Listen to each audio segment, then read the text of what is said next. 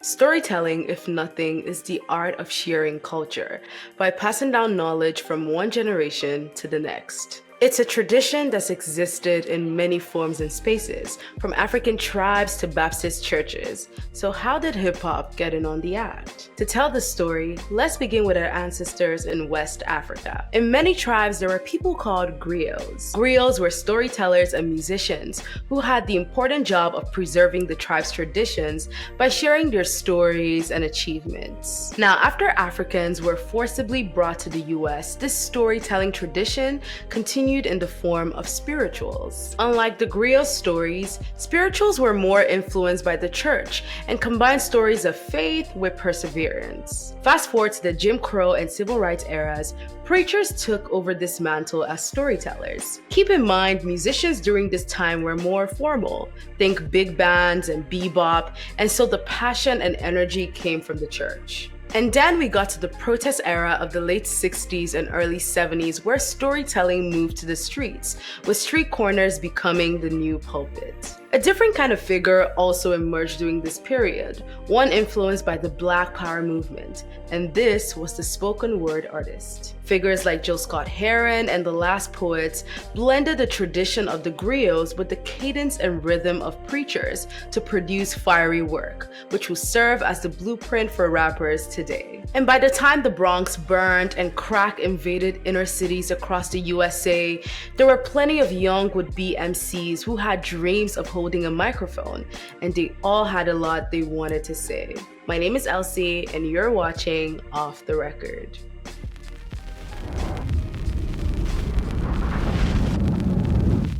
In hip-hop, if DJ Kool Herc's Back to School Party in 1973 was the big boom that started it all, then the message was the moment that the culture's promise was met. Hip-hop had already proved to be influential almost immediately, with its dance moves and back-and-forth party chants. But despite this, rap was being labeled a fad by the mainstream. All that changed, however, with Grandmaster Flash and the Furious Five's 1982 masterpiece, The Message. On this song, Melly Mel and Duke Booty traded anxious raps that addressed their impoverished conditions. It was a far cry from the simple park jams of the earlier days. Soon, rappers were not only boasting about who the best was, they were now writing sophisticated tracks that had real-life consequences. By the mid-80s, albums in hip-hop had also increased in importance, and as a result, storytelling became the centerpiece of entire projects. You could also consider this era the start of headphone music. Sure, there were still jams to rock a party, but MCs wanted their lyrics to be heard. Artists like Dana Dane, the Boogie Down Productions KRS-One, and Slick Rick all tackled topics in their songs that had depth. We're talking gun violence, STDs, and in the case of Slick Rick's children's story, drug abuse. And while some, like the Fresh Prince and Biz Markie, used humor to storytell on Parents Just Don't Understand and Just a Friend respectively, when it came to time to tell a story, most rappers were serious. Moving on into the late 80s and early 90s, women rappers such as Queen Latifah and MC Lyte proved their pencils were just as sharp as their peers, if not even better. MC Lyte's Poor Georgie is one of the greatest storytelling songs of all time. In this song, she recounts a dysfunctional relationship that suffered as a result of addiction and abusive behavior. Before rap got separated into categories like underground versus mainstream, you would find big stars delivering thought-provoking material that had a beginning, middle, and end. Tupac's Brenda's Got a Baby is one of the best examples of this. In one detailed verse, he told a story that quote-unquote affects our whole community. Throughout the 90s, rappers as varied as Nas, Ice Cube, Scarface, and Common all incorporated storytelling into their tracks. There was Common's I Used to Love Her, an ode to rap and its growing pains, and Scarface's I Seen a Man Die, which had one of the most chilling stories in rap ever. And during this era also emerged an album that still represents peak storytelling in hip-hop for many people. And that album is the Notorious B.I.G.'s Life After Death.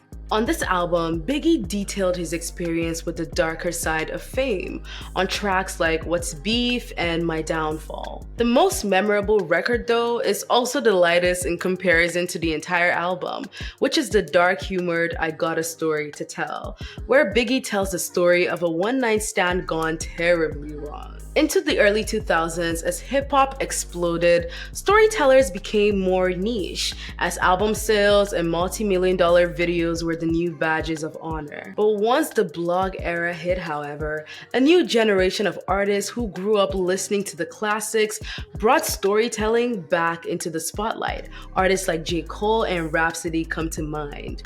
And acts like Kendrick Lamar were very intentional with storytelling, as seen on his Good Kid, Mad City and To Pimp a Butterfly albums, following in the footsteps of legends such as MC Lyte and Nas. Some others, like Nicki Minaj, use storytelling in a more humorous way, like on her Barbie Dreams record where she remade a Biggie classic, also drawing influence from all-time greats like Biggie and Biz Markie. Even though storytelling isn't what it once was, it's a tradition that will always be around as long as artists want to flex their lyrical abilities. So now that we've reached the end of this story, I have a question for you.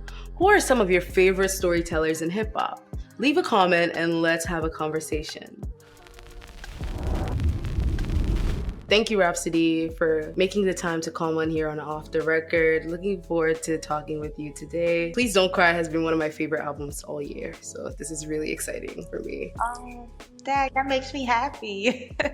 And thank you. I'm happy to be here. Thank y'all for making space for me to come share. For sure. So just getting right into it, your album, Please Don't Cry, is such a personal and intimate project. And I just want to know how your life experiences, how everything just kind of shaped that album to become what it was. I really used it like it was partly my therapy, partly my diary. Everything that I was going through and experiencing in life, I shared it. You know, me in my most human state. So it started off with relationship, that I had gotten out of. I had to heal and learn and grow from that. And I think during the healing, I know during the healing process, you go deep inside and you see so many other things that you learn about yourself, you grow and you heal from. And that's just where I kind of pulled from, honestly. My aunt was going through things with her health. I spoke about that. I talked about my faith. I talked about, growing up in my home and how I saw love and how I learned how to communicate or not communicate so well. And it was just really putting the light on me and allowing people to see all the imperfect things, all the things that I do love about myself. And that was just the process. And that was the biggest thing, where you have to be fearless enough to allow people to see you in those places. Yeah, definitely. And I really like the fact that you mentioned that you really wanted to shine a light on yourself. While I was preparing for this interview, I was reading a previous interview you did with Apple Music, and you said that you realized that prior to this album, you shared very little about yourself personally. As opposed to your rap skills, everyone knew that you could rap, but you shared very little about yourself. Did that really inspire the direction you wanted to take with this project? Like, yes, I want to show people who Marlena is, not just Rapsody. Yeah, definitely. I was super intentional about that. Every project I try to grow in some way, not only artistically, but in my life. That was just the next phase of growth. I was learning so much about how to be fearless and who I was. My friends around me held me accountable. They're like, we know you, but the world doesn't know you, and you have to show people that you're not perfect. And I never looked at it that way, but I did, when you take the time to really look in the mirror, I saw that I was afraid to allow people to see who I was. That was one thing. And two, I was having conversations with myself, like, what is my disconnect with my female fan base? And particularly my Black female fan base. Not to say I don't have female fans. I just felt like it wasn't as strong as it could be. And I think the biggest thing was, they're fans of lyrics and they love metaphors and, the flow. And then there are other people who want to see themselves in art. I wanted to really have that conversation and allow people to see, we not too far off. We all the same at the end of the day. And so I just shared mine, and I knew that there would be men and women that would connect in some way. I feel like you definitely succeeded in that, because there were a lot of relatable moments on the album where it felt like, yes, I'm definitely not alone in that if Rapsody's experiencing this too. So I feel like you exceeded the expectations that you set on yourself. I want to know what the most fulfilling part of creating this project was for you. Man, the freedom and the peace that came with it, creating from a place where I boxed myself in, by not allowing myself to step in the light fully, operating sometime from fear, from judgment, not knowing completely who I was because I was still at a stage of becoming. Like, I look back at my past work prior to Please Don't Cry, and I can see where, it's not that, I tell people, it's not that I was faking anything, but I was still hiding in a sense, or I was so trying to figure out, how am I going to break through? It was all about, how is my music going to break through? And you got a team around you, and they're just like, you should do this. People care about this. People care about that. And it's just like, that's not where the best art comes from. You know what I'm saying? And it's like, what do I feel inside? So I think once I started operating from that place, because this is the first project I got to executive produce, I was the captain of this ship, you know what I'm saying? I didn't have any outside influence outside of what felt good to me. So creating from that place, like, it felt fun again. It felt like when I first started, it was just good to see myself again and allow people to see me as raw as it could be. But I have so much peace and the freedom of it that I can't even really articulate what that is. But that's how we all are supposed to create. And it's going to look different, but it's all authentic. Like, that's dope to me. That's amazing. I never knew that this was like the first one you had executive produced. So your beat selection on this album was incredible. You worked with some really great people. I want to know what you look for when you want to select like production. What stands out to you? What is it that you go for?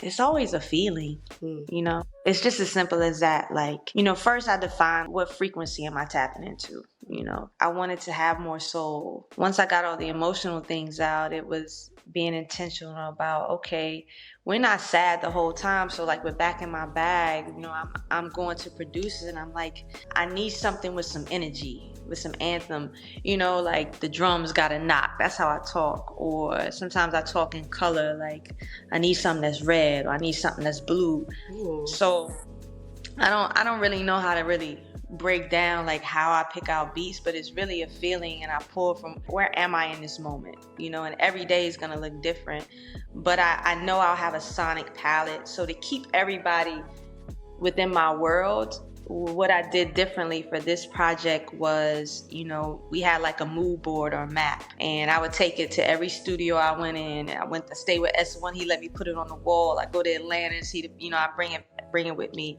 And it would be color palettes, it would be pictures, it would be photos, it would be words.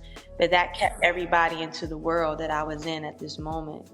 Like today I'm feeling brown, I'm feeling warm. This day I'm feeling angry. You got something that's red, you know what I'm saying? And then you have to put the picture together so it all makes sense. Next project is like, I done got the emotional out the way. Now it's time to have fun. Like, that one's gonna be different, So that's kind of how I do production, but it's all in a feeling. I'll hear like 50 great beats, but it's really just 2 or 3 that really are like, but these are the ones, I see. That makes a lot of sense. I'm very curious if you have any favorite on the album, at least currently. I do have favorites. It's tough, but I'll give you my top 3. Faith is a favorite one, just because of the spirituality into it. It's triumphant. It just makes you, it's that connection with God, and God got me through this whole album on everything.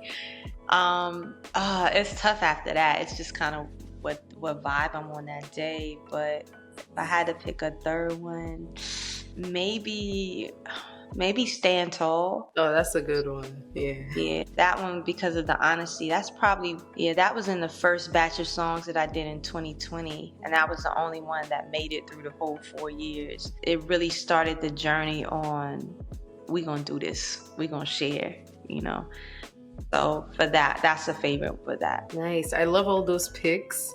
I wanted to ask though, you did mention that a lot of this album like came from, just trusting your gut feeling, trusting what you wanted to do. I want to ask if there were any particular musical influences that you looked to while creating this project. Absolutely.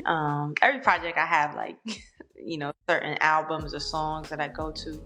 The biggest influence for this one was Lauryn Hill's Unplugged album. I did this album mostly during the pandemic. There were a lot of days I would just get up and drive to New York by myself, there and back. And that was an album that I was always listening to and putting on repeat. And because I've grown, I'm older, I've experienced more things, I related to it in a completely different way than the first time I heard it. I understood things, I heard things differently. And the honesty that she had on that album, I felt like whatever space she was in then, that was the space I was in now. Like I had finally met that. And so I use that as like a compass for me as far as allowing myself to be vulnerable and so open and honest and emotional. And she has like this quote where it's like a few of them, if she's really talking mad gems, but it was one like, I'm tired of living in a fantasy. Reality is what people need. And that one stuck with me. Like, I'm tired of the fantasy too. Like, I'm tired of the illusion of all things that we see. And, I watched the videos of her performing it live, and she just got on jeans and a hat with a scarf. And she's like, I'm tired of dressing up for y'all. Like, this is who I am. Or like, my voice may not be perfect, but that's okay. We are just imperfect people, but that's what makes the human experience beautiful. So I really tapped into that project heavy. Mama's Gun is on every playlist I ever do for any album. It stays. That's my favorite Erykah album too. Yeah. So I always have that as a guide in anything that I'm doing creatively. Other than that, like I really listen to like a lot of jazz. I wasn't listening to a lot of rap music during this project. Everything I was tapped into was like old soul music. And that's just where I was, like just old soul black music. Yeah, I get it. And I could really feel that influence on the album. There is nothing you said right now that's really come as a surprise. I could really hear those elements on the album. You've mentioned, wanting to tap into a feminine, a female audience, especially with this album. And there's a new generation of like female MCs coming up. If any of them came up to you and just asked you for just general pointers and advice, is there anything you would really tell them? I think my biggest thing is don't let anybody else steer your ship. I think that's the biggest thing. Like one of the first things when I started making music with Ninth and Guru, before they even let me put anything out, is I had to define my line of what I wouldn't compromise of myself for the business. And that's my biggest thing. Like make sure you steer your ship and do things that feel good and are authentic to you. And that's the biggest thing I think that you can operate from, is knowing who you are and how you want to show and what you want to give to the world. And if it's true and it's authentic, that's the place you operate, no matter what that looks like. But as long as it's authentic to you versus, chasing a trend of what you think may be popular or hot, And I think that there's so many talented women from all different sectors of life, different regions, different age groups, that have different experiences, and we deserve to hear those experiences as true as they are. And some of it may look like Sexy Red, and some of it may look like Tierra Whack, and some of it may look like a Rapsody. But I love to see the honesty and truth of who artists are, because our perspective matters. I want to hear your story. I want to see how you really get down, how you really vibe and dress, I think a lot of times we get to the same story and the same images over and over again. And I think it comes from a place, and that goes for some men too, where it's, what's popular? How am I going to fit into the bed of what everybody else is doing that's going to make me hot? And it's not to say that good music doesn't come from that, but you just become inauthentic in a way. Inauthentic, it's like I got a bunch of red Legos. They all look the same. Like I can't tell one from the next, so that's my advice. Like just make sure you always operating from the most authentic place and have fun with it. I think that's beautiful advice. I'll personally take that advice for myself. and apply it to me creatively. My final question I have for you today is that I feel like every great artist, and I feel like you're a great artist, wants their audience or their listener to feel something when they listen. What do you want the listener to feel when they tune into Rapsody? I want them to feel at home, you know. That's the best way I could put it. Like, people have told me in this business to really make it in this day and age, people will have to either want to be you or have sex with you, right? And I'm like, yeah. For me, I want people to feel like, yo, that's my homegirl. Men and women, like, that's somebody that I know is going to be honest with me, that I could have fun with, that I could see myself in, that I don't, you know what I'm saying? Like, I just want to be the homegirl, somebody you can relate to. And it could be the fun stuff, it could be the emotional things, it could be whatever. But somebody that you can look and see and really see yourself in. You know what I'm saying? Like, not that you want to leave who you are, be somebody else, like, but I could see myself in her. So it's about relatability for me. I see. That's a beautiful answer right there. I feel that same way when I listen to your music. That's exactly how Please Don't Cry felt. It felt like an older sister for me, because I never had that figure. So it felt like an older sister just going through that project. So I just want to say thank you for putting that body of work out. Oh, thank you for receiving it. You know. Thank you so much again for making time to come on here. This was an amazing conversation. Please Don't Cry is out now. If you haven't heard it, go press play for me. That's all I got, man. I'm just grateful otherwise.